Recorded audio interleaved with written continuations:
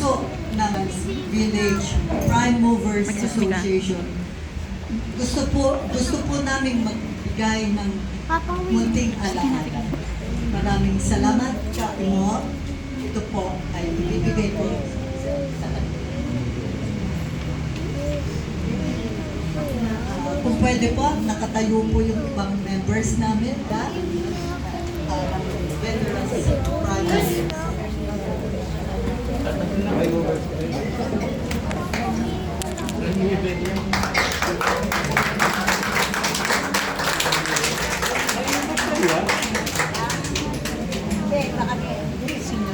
Thank you po sa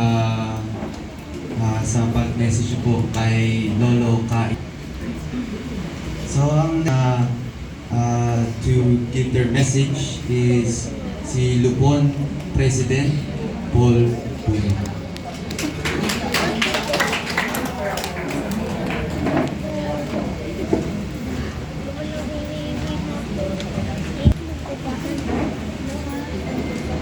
Minamahal naming punong barangay Kapitana Joy Landingit,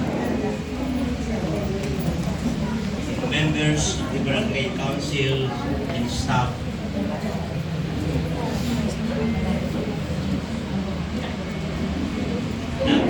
nakikinig ang SK na mga kagawad,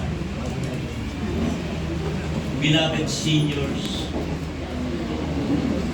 co-workers ng barangay, most important, the Alnas family. Magandang gabi sa kanilang lahat. Babasahin ko po muna ang isang verse sa Bible, sa New Testament, the last book of Revelation. Revelation chapter 21 verse 4, and it says, "And God shall wipe all tears from their eyes, and there shall be no more death, neither sorrow, nor crying, neither shall there be any more pain, for the former things are passed away."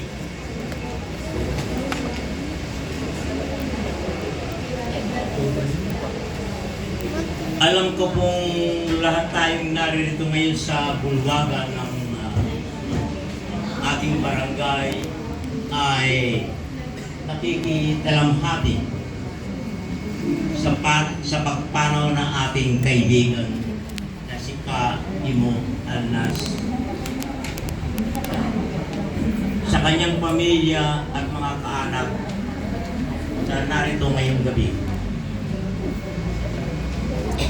Buka lang. Ang biglang pagkawala ni Ka-Imo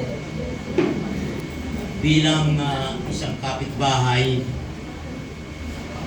bilang Vice President ng Lupong Tagapamayapa, at higit sa lahat, isang mabuti at mapagkakatiwalaang kaibigan.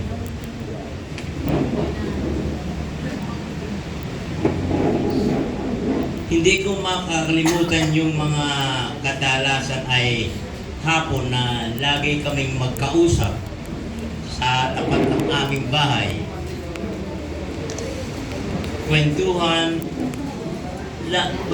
lang pero puno ng tawanan, biruan at bigayan ng advice o payo sa isa't isa.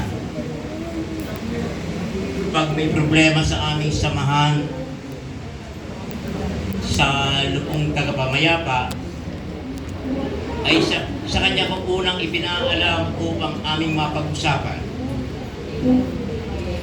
At saka ko malamang ipaalam sa aming mga kasamahan. tapat at may malasakit siya sa kanyang trabaho bilang lupon ng ating barangay. Bilang isang kaibigan, ipinakita niya sa akin ang kanyang katapatan, kung paano maging totoo at laging maaasahan sa lahat ng bagay.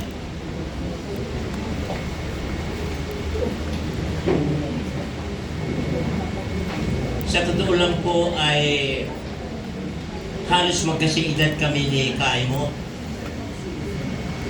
Matanda lang po ako ng 12 araw. September 18 po ako, siya ay September 30.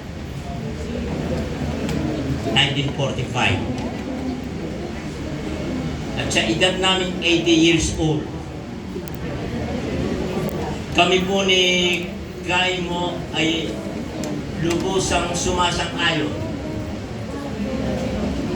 sa isa't isa na ito ay napakalaking bonus na ibinagkaloob sa amin ng ating Panginoong Diyos. Maraming salamat Kaimo sa mga alaala at kabutihan na ipinakita mo sa akin. Hindi ka namin makakalimutan.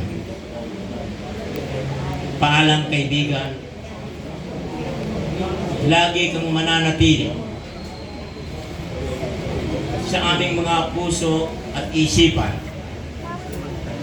To God be all the glory. Maraming salamat.